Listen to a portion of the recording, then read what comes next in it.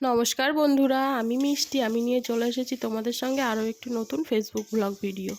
তো আজকে তোমাদের সঙ্গে শেয়ার করব পোলাও। তো পোলাও খেতে কিন্তু সবারই পছন্দ হয়। কে কে পছন্দ করো অবশ্যই কমেন্ট করে জানিও। আমি কিন্তু পোলাও খেতে বেশ পছন্দ করি, আর আমাদের বাড়ির সবাইও খুব ভালো খায়।